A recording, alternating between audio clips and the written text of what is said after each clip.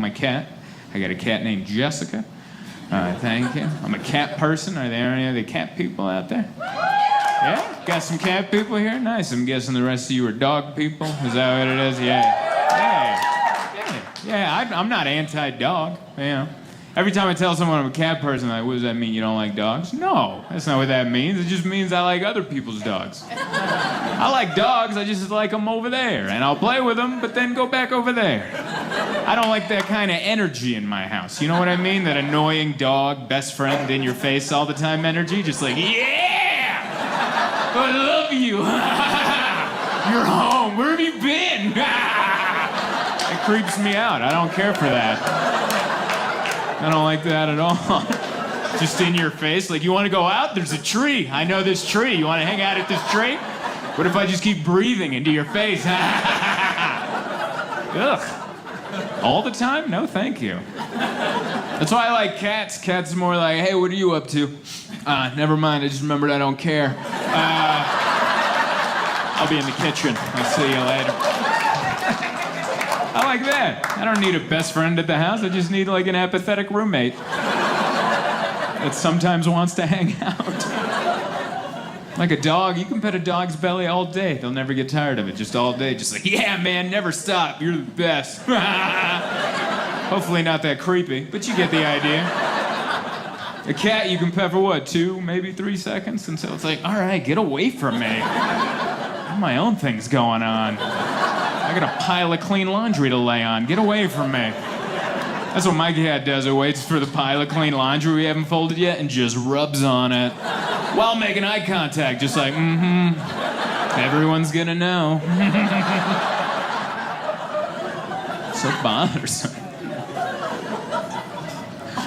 My wife, she has a new hobby. She's really into special needs animals. I don't know if that's made its way out here in Provo. If you don't know what special needs animals are, they're animals. They have special needs. That is all. There's this one, Oscar the blind cat. It was a cat that was born without any eyes. And they have a like page on Facebook. And my wife goes on there every day and cries. And that's what she does for fun. That's what she does for a good time. And it's weird because I come home and she's just on the computer like, and you know, me being a guy, I always think it's something I did.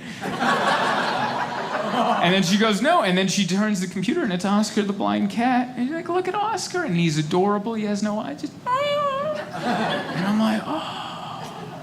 And then she goes, I want a special needs animal. I want one. I'm like, you don't ask for one. You get bestowed one. Because I don't know, where do you can't just go to the pound and be like, hey, what do you have in the back? Like, that's not how that works. I need like a 3-legged dog or a cat with something. What do you have? You can't do that.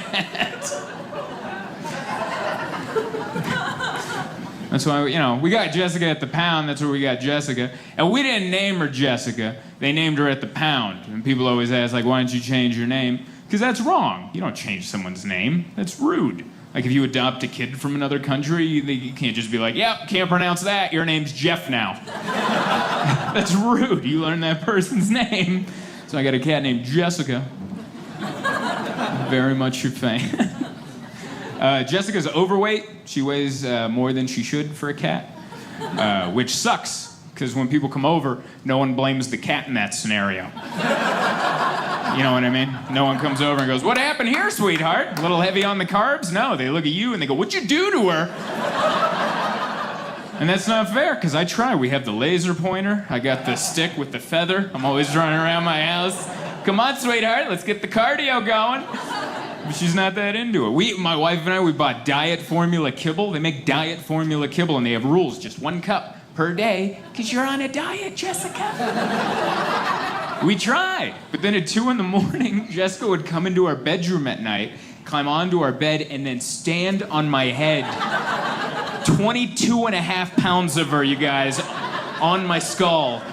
And she would come down into my ear and just go, meh, meh. And I'm like, yeah, you're right, this diet is over. I had no idea that's how you felt about it. I apologize. I am getting up right now and cooking you some bacon. Let's get after it. I don't have any children, but if I'm out in public and I see a parent of an overweight child, I make eye contact and I go, I get it.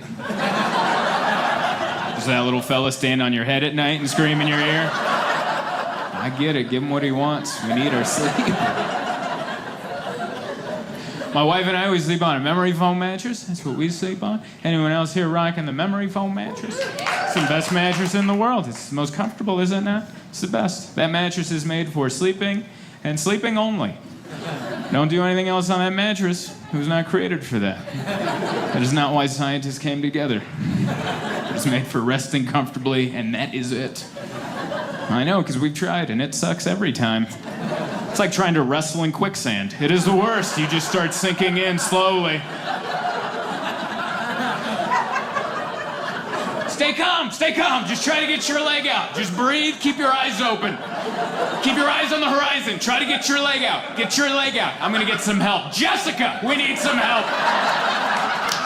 But she can't help.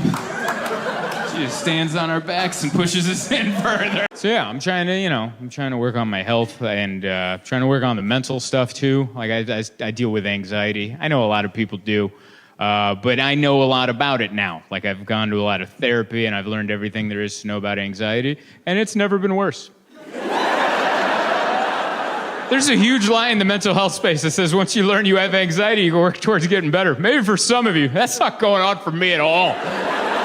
I know all aspects of my anxiety. I now know all my triggers, so now I have anxiety before I have anxiety.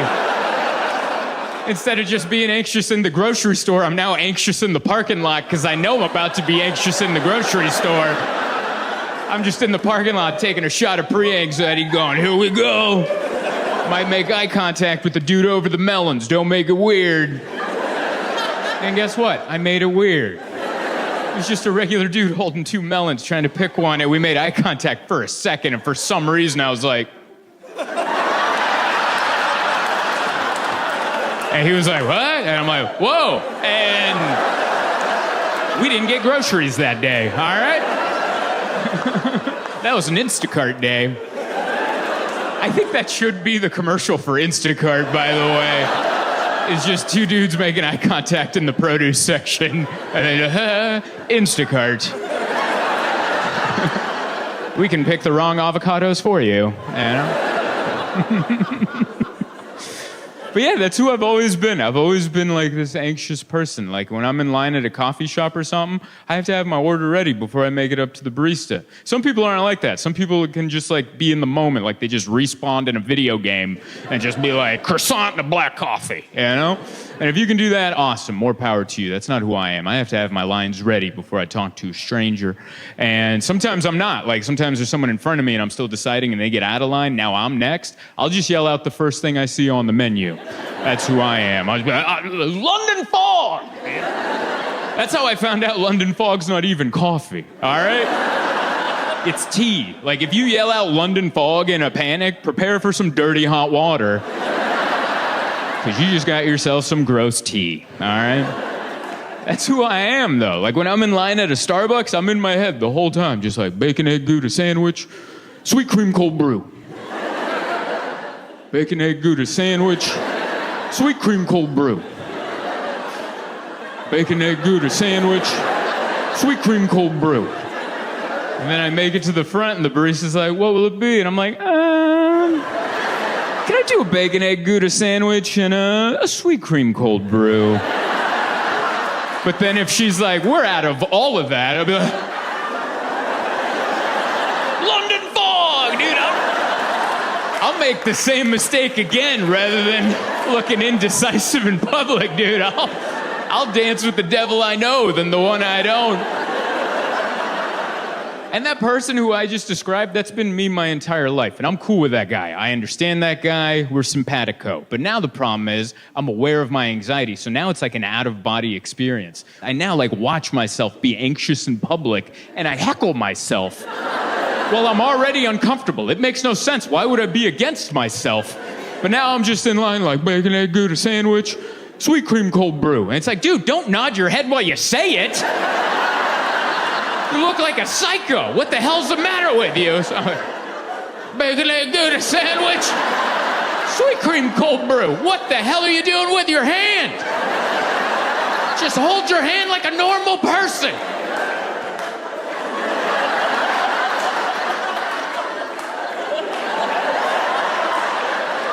Bacon, egg, Gouda sandwich. Sweet cream cold brew. Thank you for laughing at that one, too. That's...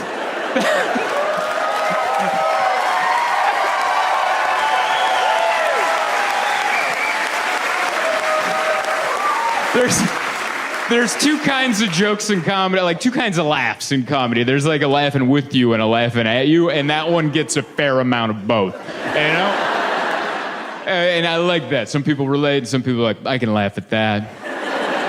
But I have told that joke twice in front of two rooms, big rooms, where they just looked at me and like, sounds like a you problem. I don't know if you've ever had that, where you open your soul to a room full of strangers and had them collectively go, oh. It's a kick in the schnutz, I'll tell you that. Yeah, I've learned too much about anxiety. I don't know, I've learned too much. I think it's a problem. Like, I learned that anxiety can be hereditary. It can be passed down from your parents. Isn't that crazy? And once I learned that, I was like, oh my God, my mother's an anxious woman. And I never realized that growing up. You don't see it growing up. You're like, she's fine, so what? She doesn't make left-hand turns. Who cares? A lot of people don't make left-hand turns. I don't make left-hand turns. That doesn't mean anything's wrong, you know? Until I was in a car with someone that did, and I was like, what the hell are you doing, Evel Knievel? Why are you putting our lives on the line? We're just trying to get to a Wendy's right now. Why don't you calm the hell down? By the way, when I say I don't make left-hand turns, I don't mean at a light without an arrow, like an unprotected left. I'm cool with those. I'll do those all the time. I'm talking about you're coming out of a neighborhood. You have a stop sign. There's 2 lanes going that way, 2 lanes going that way. You're trying to get over there, and everyone's running 50. I'm not doing that, all right? 10 times out of 10, I'm not doing that. I'll pull up, and Google's like, make a left. And I'm like, you make a left, dude. You figure this out. I'm not sitting here for a minute and a half just going, huh.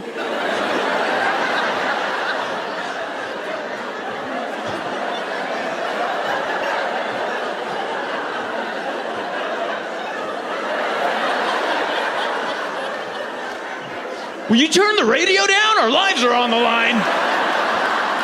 We're not doing that. We're making a right and taking a U-turn. And we'll get to that Wendy's when we get to that Wendy's. I believe that's why they're open late, you know? That's their whole business plan. But yeah, it was startling to find out. You know, my wife was the first person to ask me about my anxiety. Like, she was the first person to see it, or at least not ignore it. You know how scary that is? For 30 years, I thought the terror was in my heart, and on the outside, I thought I was just the Fonz. That's who I thought. I was just kicking jukeboxes, calling the bathroom my office. Like, that's who I thought I was. My wife was the first person to look me in the eyes and go, are you all right? I was like, well, why would you ask that? She's like, you look uncomfortable. I'm like, I do? Can everyone else see it? And she's like, yeah, probably. That was like a traumatic day. I felt like Sally Fields at the end of Mrs. Doubtfire. Remember that scene in the restaurant where she found out Robin Williams was in fact Mrs. Doubtfire? She's like, this whole time. Remember that second guttural this whole time? That's how I felt. I'm like, oh dear God.